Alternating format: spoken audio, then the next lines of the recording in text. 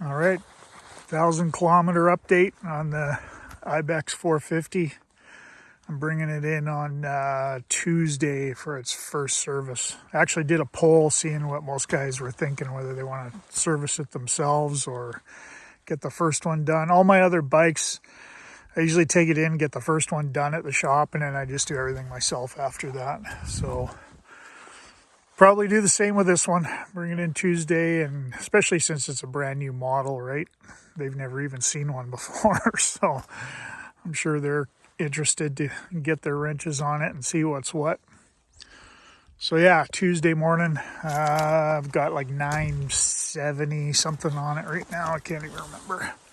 It'll be 1,000 pretty quick.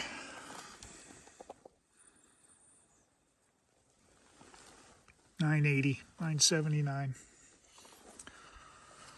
So yeah, the throttle thing, I did the jumper switch mod that everybody's talking about or the clutch switch mod. I just put a jumper on the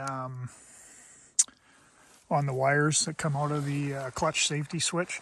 It definitely helped. It didn't solve the problem, but it definitely helped. And I also tightened up the slack. It actually might be a little too tight. I should back that off a bit. It's not, it's still got lots of free play for moving the bar from lock to lock, but that helped for sure. And the clutch switch helped.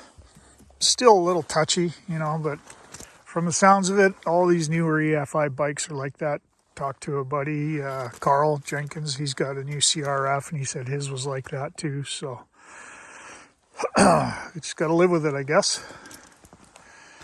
But yeah, digging the bike, man. I've got the suspension dialed in pretty good now. I don't think I'm gonna touch it unless I read about a suggestion that might help. I might do little tweaks, on the rebound dampening and the compression. But the front end, I buried the preload. Or no, I guess I didn't. There's still almost 2 lines visible of preload on each side. So I've even got a little more room to go there because I weigh 225 and these bikes are, set up from the factory for somebody that weighs like 175. So I'm going to lay off the cheeseburgers. But it did help for sure. I'm really happy with the ride now. It gobbles up the blast rock and all the big baby heads and stuff that we got around here. Let's see Alberni Valley, Port Alberni down there. Yeah, I'm digging it. Compared to my 650, this thing has a rocket ship. I know you guys on the Tenerés and KTMs and stuff probably gonna laugh, but yeah, it's got plenty of power for me. I'm a intermediate rider at best, so I don't need anything with much more power than this. Not to mention I'm 60 years old too, so. Yeah, tires. I'm going to be getting, pretty sure I'm going to get the Motaz Tractionator Adventure tires. I'm actually, you know what? These things aren't too bad on the gravel, like on rock, blast rock, and just crushed gravel and stuff like that. They're not bad, but if you hit any kind of mud or anything at all, your front tire just washes out. And the back one is the same, just loses traction. But man, you sure got to remember to turn off the ABS and traction control. First time I tried to go up a real steep, loose hill that goes up above the dirt bike track from here to get you into these back roads, I forgot about it, and all of a sudden the thing was just coughing, sputtering, crapping out. Made it up it, but barely, and then I remembered the traction control switch. So just one button, carry on, away you go. This thing's pretty handy, Canadian Tire toolbox. I don't necessarily dig the looks of it, but I don't like being up here without some stuff, right? Like, got a shitty pump. Had a couple people tell me to get a better pump, so I probably will.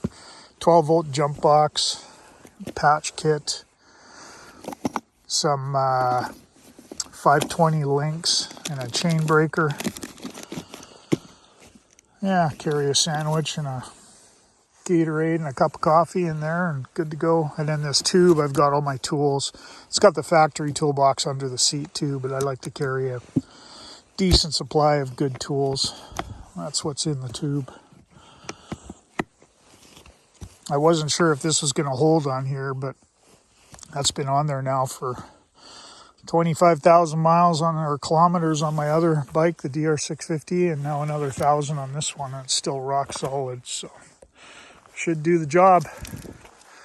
I installed the Oxford heated grips, and I just sticky tape, two-sided tape the controller down here instead of mounting it up on the bars. It's nice and out of the way down there, and I can reach it easily enough. And then I put this mount on here for my phone, but I'm waiting for the phone holder that clamps onto there. Some guys just put it on the windshield, but I've heard that it rattles around quite a bit up there, and it starts to rattle, and actually the windshield will start to drop down with the weight of the phone on it. Hard to believe because that thing's pretty stiff, but that was 20 bucks. So I thought I'd give it a try. We will see, I guess. I'm not 100% sold on the high fender.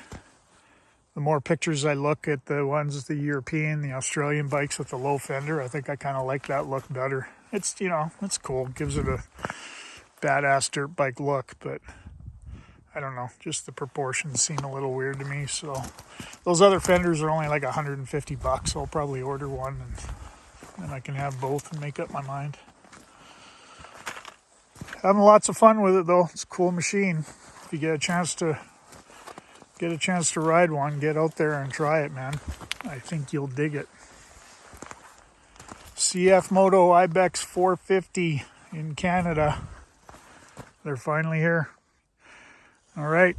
Talk to you soon.